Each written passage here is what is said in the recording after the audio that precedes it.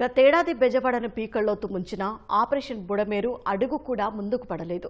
విజయవాడ నగరంలోని జక్కంపూడి కాలనీ నుంచి సింగ్ నగర్, న్యూ రాజరాజేశ్వరి నగర్ మీదుగా ఎనికేపాడు టన్నెల్ వరకు దాదాపు 80 ఎకరాల పరిధిలో దాదాపు 3000 భవనాలు నిర్మించారు. ఏడాది కాలంలో ఒక్కటంటే ఒక్క అక్రమ నిర్మాణాన్ని కూల్చేయలేదు. అధికారుల అలసత్వాన్ని ఆసరాగా తీసుకుని కబ్జాకరులు కొత్త కట్టడాలతో బుడమేరును కొంచెం కొంచెం కప్పెడుతూ పోతున్నారు. మరింత సమాచారం మా ప్రతినిధి కృష్ణమనాయుడు అందిస్తారు. బుడమేరు కాలువ దగ్గర మనం ప్రస్తుతం ఉన్నాము. ఈ కాలువ గతేడాది పొంగి పొరలడంతో అనేక ప్రాంతాలు నీటి ముప్పు గురయ్యాయి. ఈ వరద ముప్పు నుండి బయటపడడానికి దాదాపు 10 నుండి 20 రోజుల సమయం పట్టింది.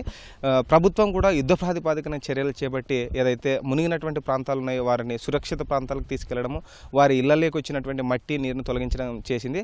అయితే అప్పుడే సింగ్ నగర్ ప్రాంతంతో పాటు ఇతర ప్రాంతాల్లో ఉన్నటువంటి ఏదైతే జలవనరుల శాఖకి సంబంధించినటువంటి భూముల్లో ఉన్నటువంటి ఆక్రమణలు తొలగించాలని ఆదేశాలు జారీ చేశారు. గత నెలలోనే కొన్ని ప్రాంతాల్లో ఉన్నటువంటి ఆక్రమణదారులకు నోటీసులు కూడా 41 నోటీసులు కూడా ఇవ్వడం జరిగింది. తొలగించడానికి మాత్రం ససేమిరా అంటున్నారు. బుడమేరు పొంగి పొర్లిన తర్వాత కూడా ఇక్కడ ఆక్రమణలు మాత్రం ఆగడం లేదు.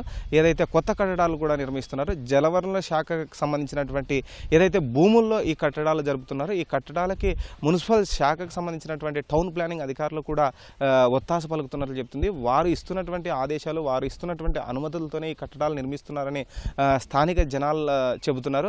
ఏదైతే జలవనరుల శాఖకు సంబంధించినటువంటి ఆధీనంలో ఉన్నటువంటి భూముల్లో ఈ కట్టడాలు కట్టడంతో ఏదైతే ఈ కాలువ సైజు ఏదైతే ఉందో దాదాపు 120 మీటర్ల వెడల్పు ఉన్నట్లు మనకు అధికారికలు చెబుతున్నాయి. అయితే ఇది కుషించుకుపోయి దాదాపు 60 మీటర్లకి తగ్గిపోయింది. ఈ 60 మీటర్లకు తగ్గిపోవడంతో ఏదైతే దీనికి ఉన్నటువంటి సామర్థ్యం ఏదైతే ఉందో, నీళ్లు పారేటువంటి దానికి ఉన్నటువంటి సామర్థ్యం ఏదైతే ఉందో ఆ సామర్థ్యం తగ్గుతుంది. ఆ సామర్థ్యం తగ్గడంతోనే నీరు పొంగి పొర్లి ఏదైతే సక్రమ కట్టడాలు ఉన్నాయో, ఏదైతే మున్సిపల్ శాఖ ద్వారా వచ్చినటువంటి సక్రమమైనటువంటి పద్ధతుల్లో కట్టినటువంటి ప్రాంతంలో కూడా ఈ నీరు ప్రవహించి అనేక ప్రాంతాల్లో మునిగిపోయేటువంటి దుస్థితి కూడా పలుసార్లు ఉత్పన్నమైంది. ఏదైతే ఈ జలవనరుల శాఖకు సంబంధించినటువంటి భూములు ఉన్నాయో వాటి పర్యవేక్షణ లోపం ఉందని కూడా మనకు స్పష్టంగా అర్థమవుతుంది.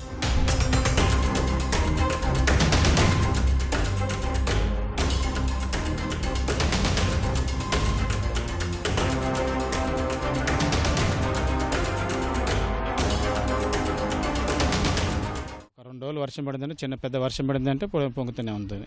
అందుకే దాన్ని లోతు పెంచేసి వెడల్పు పెంచి గోడ కట్టేస్తే కానీ కృష్ణనదికి ఎట్లా కట్టారు అక్కడ అలా సైడ్ వాళ్ళు కట్టేస్తే కొంచెం వరద నుంచి ముప్పు తప్పించుకోవచ్చు. అంటే చూడండి అక్కడి నుంచి ఇక్కడ దాకా అంతే గవర్నమెంట్ సర్వే చేసి వాళ్ళ అడంగుల ప్రకారంగా ఇంటి ఇరిగేషన్ ల్యాండ్ ఎంతవరకు నేను చూసుకొని దాన్ని బట్టి తొలగించేసి రిజిస్ట్రేషన్ ఉన్న వాటికి అది వెడల్పు రిజిస్ట్రేషన్ ఉన్నా కానీ వాటిని తీసుకొని గవర్నమెంట్ వాళ్ళకి కాంపన్సేషన్ ఇచ్చేసి చేసేస్తే బాగుంటుంది. వెడల్పు పెంచాలి, ఎటువంటి వెడల్పు లోతు పెంచితే కానీ వరదని తట్టుకోవటం.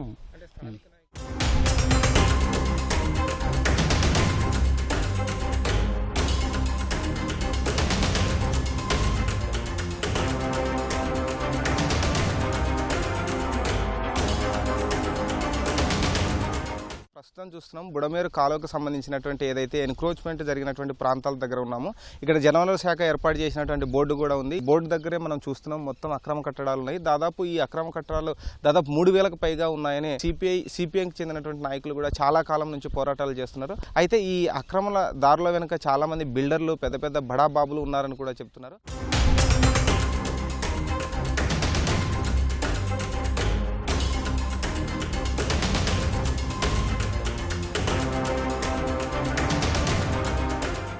ఇప్పటికీ కూడా ఆక్రమణలు జరుగుతూ ఉన్నాయి. చూడండి బుడమేరు ఎంత ఉండాల్సింది ఎంత ఉందో చూడండి. ఇంకొంచెం కొన్నాళ్ళు అయితే ఇది కూడా అయిపోయి ఊరిని చిన్న పిల్లకాలలాగా తయారు చేస్తారు. దీన్ని అధికారులు నిఘా పెట్టాలి. అధికారులు వస్తున్నారు, చూస్తున్నారు, వాళ్ళకి ఏదో మాయ చేసేసి వాళ్ళకి సంబంధించి వాళ్ళు తీసేసుకుని వెళ్ళిపోతున్నారు.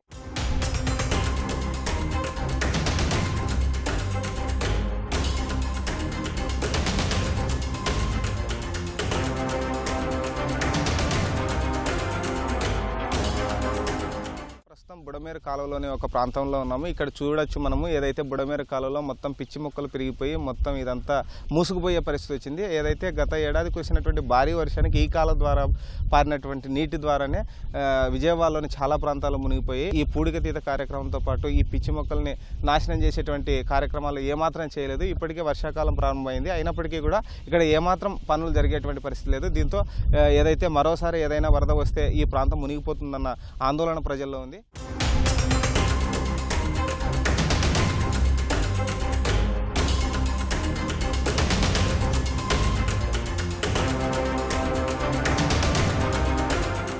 బుడమేరుపై ఉన్నటువంటి ఆక్రమణలో శాశ్వత ప్రాతిపదికన తొలగించాలని జలవనరుల శాఖకు సంబంధించినటువంటి ఏదైతే స్థలం ఉందో దాన్ని కాపాడాలని స్థానికులు కోరుతున్నారు. అలా చేస్తేనే శాశ్వత పరిష్కారం లభిస్తుందని కూడా చెబుతున్నారు. కెమెరామ్యాన్ భాస్కర్తో కృష్ణంనాయుడు, ఈటీవీ న్యూస్, విజయవాడ నుంచి.